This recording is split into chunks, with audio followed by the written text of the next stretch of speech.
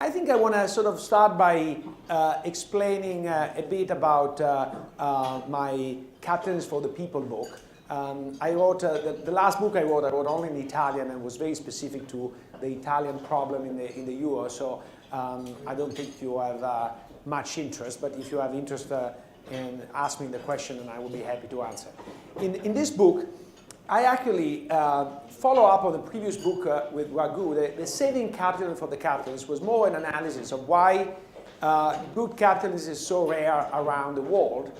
And the answer is because many sort of business elite around the world don't really want a competitive system because it's not to their advantage. Here, I revisit the problem from a US perspective, especially after the financial crisis. The United States, in imagination of most of us, are one of the example of the free market economy. However, in the last 20 years, things have deteriorated very much. And one of the things that worry me the most is I see social unrest in the United States that looks very similar and scalely similar to the one I've seen in Italy when I left many years ago. And I know sort of how this ended up in Italy, and I would like to avoid this in the States. And I think that the origin of my analysis is a very fundamental point that applies to every country, which is there is a tension between a free market economy and democracy. In a free market economy, you need incentives to make the system work. Incentives inevitably bring inequality. And democracy tend to not like inequality. If you vote on salaries, people don't like other people to be paid more than they are. And so there is a natural pressure tower equalization that eliminates incentives for the system to work. So how do you maintain the right balance between the two? I think that the two fundamental points that makes the free market economy sustainable in democracy is if there is a recognition that the benefits are widely shared and there is some moral legitimacy. I think that many economists find this unappealing because it's not in the standard set of tools that we analyze from an economic point of view, but I differ from most economists in the sense I think that ideas play a very big role in every dimension, not only the political one, but also, of course, in the political one as well. And also in lobbying, they play a bigger dimension. So it's very important for a free market economy to survive that is able to provide broadly, not just to a small group, and some more legitimacy. And what I observed in the United States over the last 20 years is both these conditions that were really at the center of the American success have weakened up tremendously.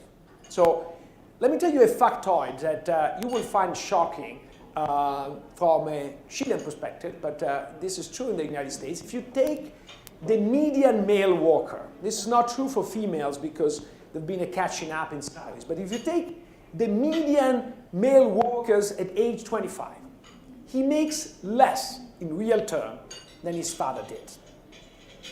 Okay, so the last 20 years have been years of growth overall, but for the majority of the population, this growth did not materialize in higher standard of living.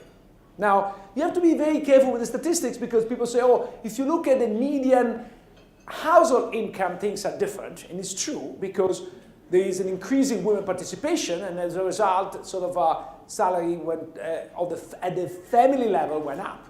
But at the individual level, they didn't. And I think that that's a problem. So people are willing to accept sort of inequality, in my view, as long as it brings lift all boats. If it starts to not lift all boats, then we have a problem.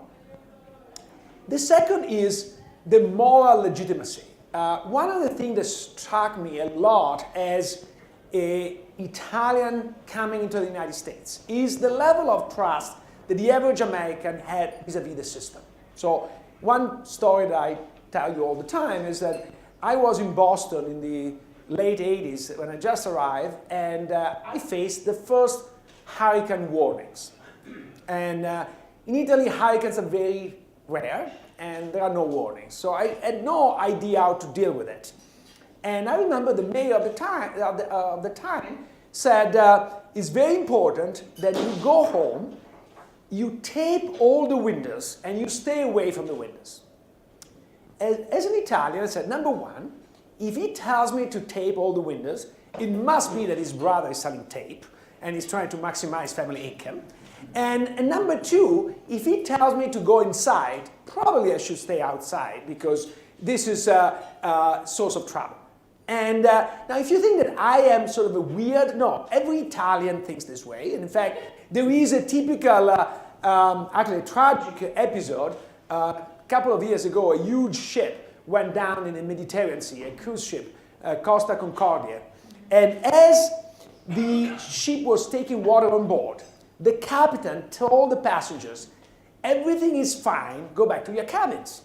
Now, all the Italians took their life jackets and went to the deck because they knew they couldn't trust. The Americans actually believed him, and they died in the sinking of the boat. So this is a tragic story to say, but there is this disconnect. In America, at the time, everybody trusts the system. Today is not true any longer. And a lot of statistics demonstrate that. And it reminds me of a scene that I've seen when my children were small. They were trying to play Monopoly with each other. And my older son, he's 2 years older, was kind of managing the game because he was older. And generally, they will end up fighting with my daughter screaming and leaving the game. And I will intervene like every sort of parent does, and I try to figure out what was happening. And so my daughter was claiming that my son was cheating. And my son, with all the rules in his hands, was swearing, I don't cheat.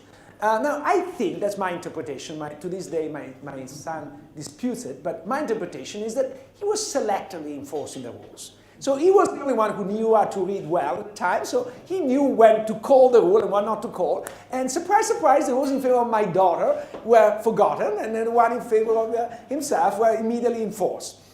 Which, by the way, is a pretty good metaphor of what happens in a lot of countries. But most importantly, I think is a metaphor of what's happening today in the United States. My daughter, I was very small at the time, but she's no fool, she understood that the game was rigged. And it's painful to lose at a game. It's unacceptable to lose when you have the suspicion. And in politics, what matters is the suspicion, not the reality. Perception is more important than reality. When the perception is that the game is rigged, you want to abandon the game. And I think that a lot of protests we see today in the United States is of this nature. People see the game rigged, and they don't know exactly how it is rigged. They certainly don't know how to fix it, but they are mad as hell.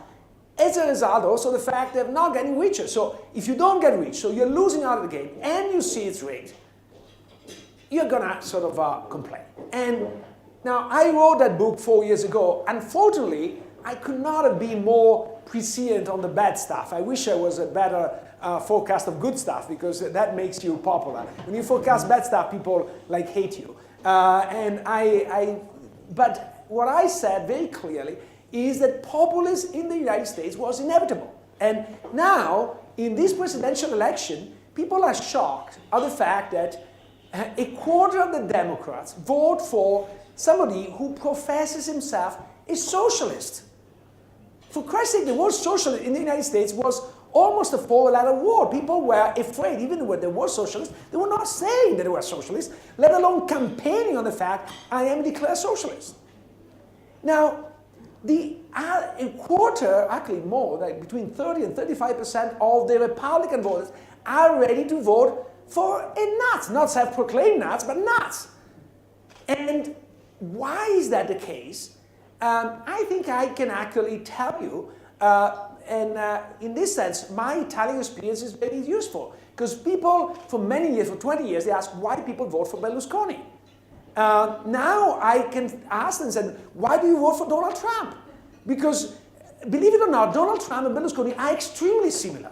From the fact they are egotistic and obsessed with women and hair, or lack of hair in the case of Berlusconi, to the fact that their vision of capitalism is monopoly, because they are in real estate, which in every country in the world is the least competitive sector, the most corrupt sector that exists. And the way they both made to the top is by being good at intermingling with the government. Intermingling is a politically correct term. That's their view of capitalism. So now you say, how can people from the right vote for some crazy nuts? And the answer is, in part, what is the alternative? People were voting for Berlusconi because the alternative looked worse. But in part is because, paradoxically, these people seem anti-establishment. Now you say, how can Berlusconi be an anti-establishment guy when he's the richest guy in Italy? Owns 3 of the main TV and is really a very powerful person. And the answer is, in Italy, did not belong to the traditional elite. Did not belong to the Agnelli, did not belong to the Pirelli, did not belong to the Olivetti, did not belong to the traditional elite. And so, as such, was considered a parvenu.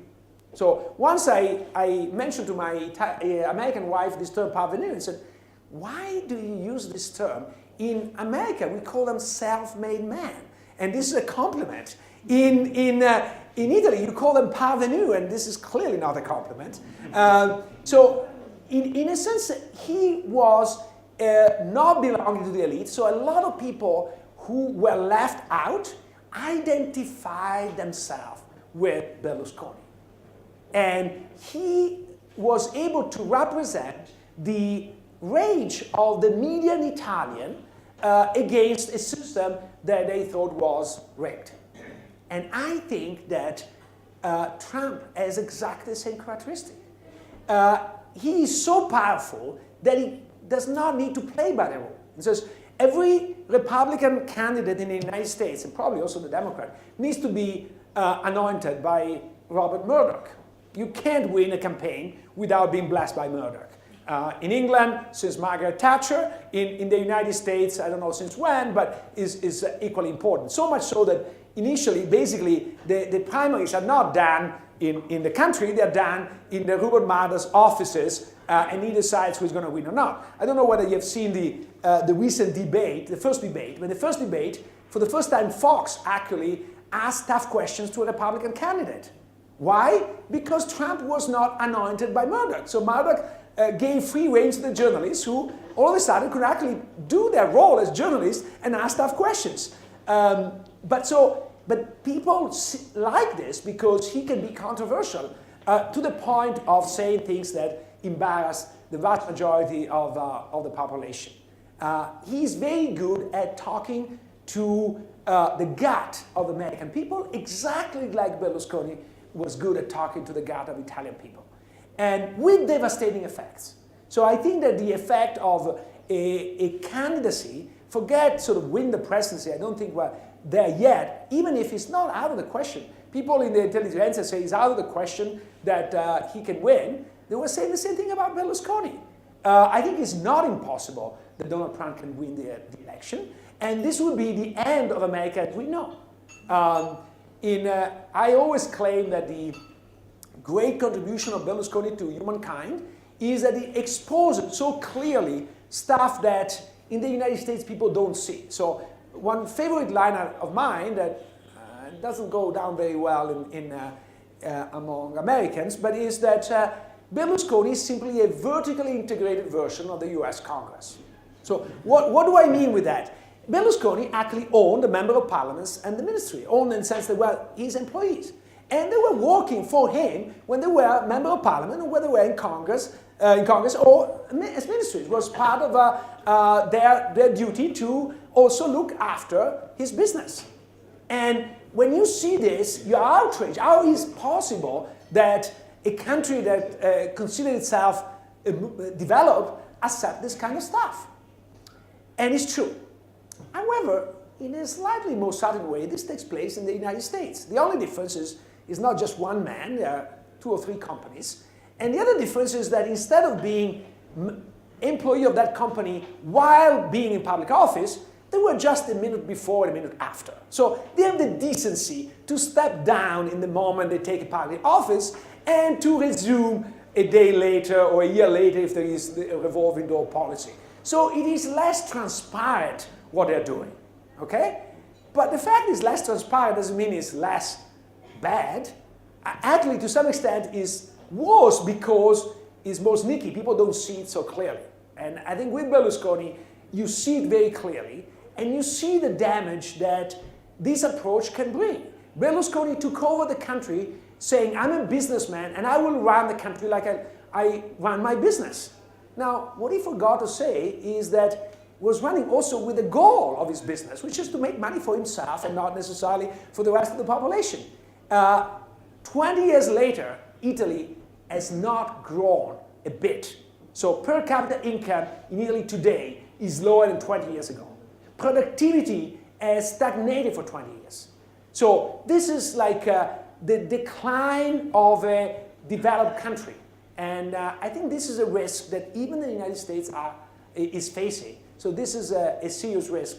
And this is the reason why I wrote that book 4 years ago, and this is the reason why I keep going around presenting some of those problems, because those problems are very much real today. Thank you.